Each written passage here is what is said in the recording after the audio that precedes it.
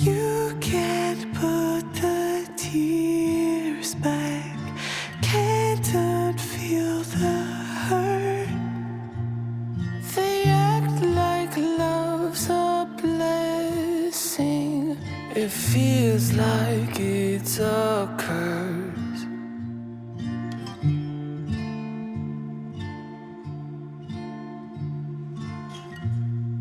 Hello and welcome back to the Safer Homes campaign. I'm Josh, I'm Marketing Manager at Fire Chief, and we're here today with Sally Ann and Alan Littlewood, who are going to share with us their personal story about carbon monoxide and the need for more awareness. So, Sally Ann and Alan, thank you very much for joining us. It's really, really good of you to come on here. Thank you, it's no problem at all. So, just for a start then, can you just tell us about Eloise? Yeah, certainly. She was 26 and she was flying high with her job. She'd got a new job and a company car, a Mini, which she'd always wanted.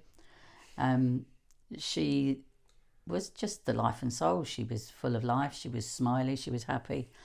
Her love was dancing. Okay. She danced from the age of about 8. She taught dance.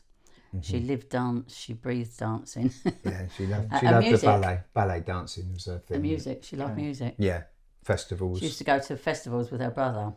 She took her brother to his ever first festival when he was about 14. I think he was probably younger than that, actually. And looked after him very well. But yeah, she was just bright, cheerful and a joy to be around. Yeah. Yeah, and so she'd moved out into her own flat. In December 2007. Okay. She decided she wanted to, she went and got this the flat there, and so it was a part ownership, with a housing society. So she was sort of 50-50 or one of those. Yeah, sort a of brand new things. So flat. that was built. So it was brand new property built. She was really, she was one of the first people in there in the December in the flats. So that was December 2007. That would have been. Yeah. Yeah. Yeah. Okay, and so then. If we fast forward a bit to the incident, can you just share, if you're able to, what happened on the day of the incident? Yeah, certainly. When Eloise moved into the flat, it was quite weird because our office had just moved, and it was literally just across the road, so we were 2 minutes from each other, and it was a normal day. She'd obviously got up, I thought, and gone to work, and I was at work, and my phone rang, and it was her office, and they'd said, had I heard from Eloise, only she hadn't turned up for one of her appointments that day, which was very unusual for her not to have called or anything. And I said, don't worry, her flat's just across the road, I'll go and see, if I can find out what's going on. So I literally ran across the road, tried to gain access to the flat, but it was an entry phone. And I was buzzing and buzzing. Of course, there was no answer. And some kind man came and I said, oh, my daughter might be poorly. And he let me in. So I was able to actually get to her front door. So I was knocking and banging and ringing, and there was nothing at all. And at that point, I suddenly had a horrible feeling that something wasn't quite right, because her car was in the car park. Okay. So I came home, I rang Alan immediately and explained what was going on. And then you went to the I did the same. I was at work. I stayed here. I left work and went there, and did much the same, really. Looked through windows, knocked on the door, phoned the phones, and just nothing. And then at some point, I can't remember when, we contacted someone contacted Simon's brother, and he contacted Simon's boss and said, have you seen Simon today? Simon was at that time was her lodger. He'd moved in. She was helping him out. Yeah, that's right. Yeah. At that point, as Alan was saying, they discovered Simon he hadn't gone to turned. work either that day. Okay. So that's when we thought we've got, then Simon's brother then came to the flat as well, and we were ringing Simon's phone, and we could hear it inside through the window. So we thought it's got to be there. Yeah. We wouldn't have gone out without it. So. And that's for me. Well, we spoke to somebody. Actually, we spoke to Elouise's best friend, Claire. Her husband's a police officer, and he said, "Just call the police." He said, "Just ring 999, call the police." Cool, yeah. And they were there within minutes, and basically they spoke to us for a minute and said, "We really think we should just knock the door down." So they forced the door, And that was it. They found Eloise was on the floor, sort of between the bathroom and the front door. Really, they took me away so I couldn't see exactly what happened. The minute they knew they were saying, because the door was locked from the inside, had a chain on, so they knew they were in there the minute they tried to force the door. So and then Simon was in the living room on the sofa. So Eloise had passed away. It was, straight away. Simon was still alive. And at this point, I kept ringing and saying to Alan, "What's going on? What's going on? Oh, the police are coming. They're going to knock the door down." And I'm thinking, what on earth is happening? And then he said to me, "Someone will come and talk to you." Okay. And then I said to my son was here with his girlfriend, and I said, "Someone's going to come and talk to us." And Matthew just completely broke down and said, "She's dead. I know she's dead." Yeah. And someone did come and talk to me. They knocked on the door. Yeah. The police. That's knock on the door that no one wants to receive. But luckily, my brother-in-law was with them. Yeah, because my sister had gone to the flat as well. There was a whole family contingent there because they were all worried and wanted to know what was happening. And our niece actually lived in the flats as well at the time, so she knew what was going on. She lived in another block. Police and the fire, because she bought one of the properties as well with her husband, and so they were there and knew exactly what's going on. So it was pretty horrendous. Awful experience, I can imagine. Yeah.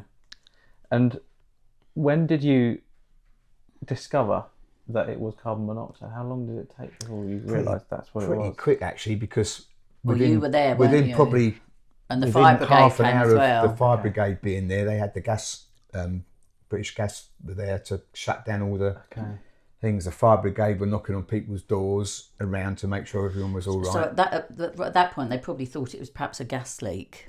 Something like that. Yeah. But they turned the gas off. Very, very quickly, I think it became apparent, didn't it? Yeah, so it was... I don't think they told us what it was until probably late that night or even the next day. But at the time, you knew it was gas related because they called them out quite quickly. And we found out the next day that the fire brigade actually had to knock quite a few of the properties. If no one answered the door, they were smashing the doors down to make sure there was no one else. To make sure there was no one else affected, and they didn't find anyone. There, a few people complained later, well, we've been having symptoms for a few weeks of headaches and things. And I think then it started to become apparent it probably was carbon monoxide. Yeah. What did that feel? That moment of realising that's what it was. What did that feel like? It was surreal because we didn't really... We were very naive. We didn't really know what carbon monoxide was. Not really. You sort of vaguely heard of it, but not to the point where it could, because you hear about bad ventilation and stuff, but not to the point where literally you can, pass away overnight. Sure. Basically. It was a very steep learning curve from there. So, it was shocking to us, Yeah, I can imagine. And you mentioned some of the other residents saying that they'd had symptoms and stuff. Looking back, was there any warning signs that actually now Yeah, and there probably was, because we'd actually been on holiday for a couple of weeks away, and just before it would have been literally weeks before, and when we come home, Eloise said, "Oh, I've been having really horrible headaches." And she said, shake them off. She said, "I've got new glasses for work and that." And she said, "I just can't get these headaches." And we said, "Well, maybe you've got something wrong with your glasses. Maybe the prescription was wrong." So we sent her back to the opticians. Said, "You should go back to the opticians and have it rechecked." And then she did that, and they said, "No, there's nothing wrong."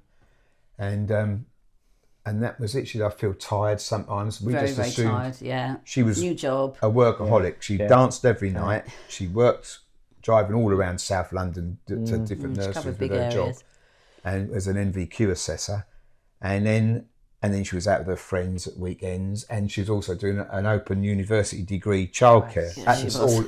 We just thought you were just overdoing it. We just thought, you're overdoing it. No wonder you're tired. Slow down. You've got a new home. Blah blah blah. Working hard, and that was it. You just thought she was overdoing it. So in hindsight, they were all the classic signs. Yeah. Signs. Yeah. Absolutely, yeah. Which is what's so key for everybody to be aware of that, isn't it? Yeah, exactly. Goodness me, Yeah. Absolutely. Did she have was there a carbon monoxide alarm in the flat at the time? No, nothing at all. No. No. Which, Like yeah. I say, at that time we were very. We didn't have a carbon monoxide alarm at that time either. Since So that our was whole family was a and brand- all our friends Yeah. have now got them, but A brand new property it was a brand as new well. property, Yeah. yeah. Yeah. And it was quite funny. Well, not funny, but after the event, when it came out that it'd been confirmed, it was definitely carbon monoxide.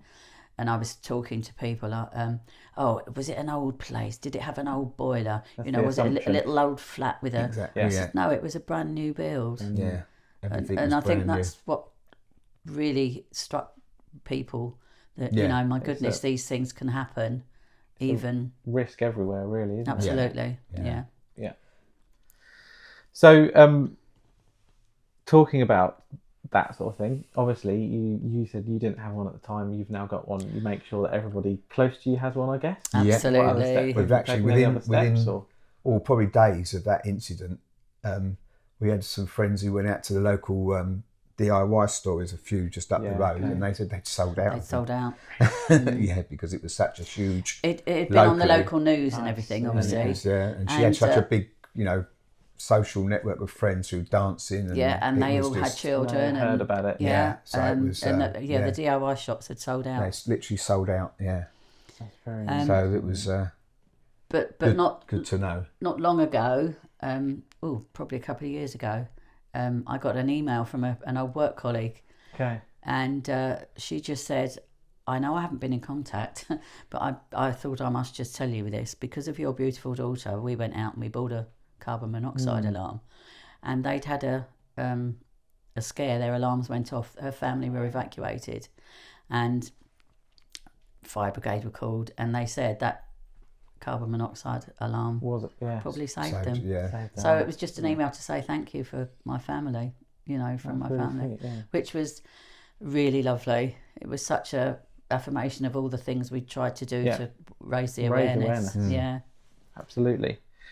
And if there's in terms of general awareness, we've done some surveys actually of just like the general public as to what awareness is of carbon monoxide, and as you well know, there's so much more awareness needed Yes.